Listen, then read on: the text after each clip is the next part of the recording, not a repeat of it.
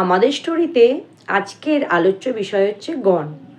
আমরা সকলেই জানি যে গণ হচ্ছে তিনটে গণ।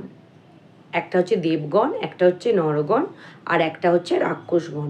অনেকের মনে এই রাক্ষসগণ সম্পর্কে ভ্রান্ত, একদম ভীষণ ভ্রান্ত ধারণা যে রাক্ষসগণ মানেই হচ্ছে খারাপ। কোনো গণই কিন্তু খারাপ না, প্রত্যেকটা গণের আলাদা আলাদা বৈশিষ্ট্য আছে, সেগুলো সব কিছু আলোচনা করব।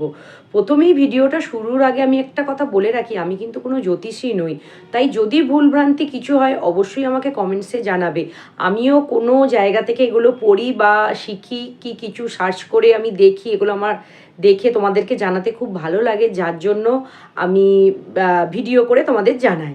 তো আমাদের গণ যেটা বললাম, যেমন তিনটে গণ, সেরকম আমাদের 27টি নক্ষত্র আছে, যেমন অশ্বিনী, ভরণী, এইভাবে 27টি নক্ষত্র। তো 27টি নক্ষত্রের এক একজনের এক একটি নক্ষত্রে যে জন্ম হয়, সেই নক্ষত্র অনুযায়ী গণগুলো ভাগ করা হয়। প্রত্যেকটি গণে 9টি করে নক্ষত্র আছে। সেইটা যদি আলোচনা করি ভিডিওটা অনেক বড় হবে, তাই ওই ব্যাপারে আমি কোনো কথা বলছি না।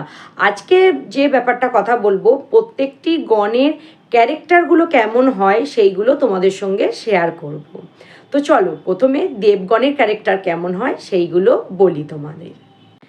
দেবগণ হচ্ছে শান্ত, ধর্মপরায়ণ এবং সৎ থাকার চেষ্টা করে।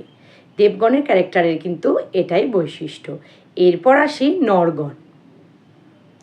নরগণ হচ্ছে খুব বাস্তববাদী হয় এবং সবাইকে মানিয়ে নিয়ে চলার ক্ষমতা আছে, আর খুব মিশুকে হয়, সবার সঙ্গে তাড়াতাড়ি খুব মিশে যেতে পারে, নরগণের বৈশিষ্ট্য। এবার বলি রাক্ষসগণ। রাক্ষসগণ হচ্ছে প্রচণ্ড স্বাধীনচেতা হবে, জেদি হবে, একটু রাগী হবে, এই হচ্ছে রাক্ষসগণের বৈশিষ্ট্য। এবার বলি বিয়ের ক্ষেত্রে গণ মেলানোটা অনেকটাই জরুরি। তো দেবগণ যদি মিল হয় খুব ভালো হয়। দেব নরও শুভ ফল প্রদান করে, আর দেব রাক্ষস হচ্ছে মানিয়ে নিয়ে চলতে হয়।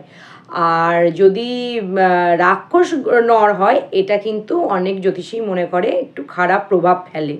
তো এর বেশি ডিটেলসে আর আমি আলোচনা আজকে করলাম না, কারণ ভিডিওটা এরপরে আলোচনা করলে আরেকটু বড় হয়ে যাবে। ভিডিওটা যদি ভালো লেগে থাকে অবশ্যই শেয়ার করে আমার পাশে থেকো। আবার দেখা হবে অন্য কোনো ভিডিওয়। চলো।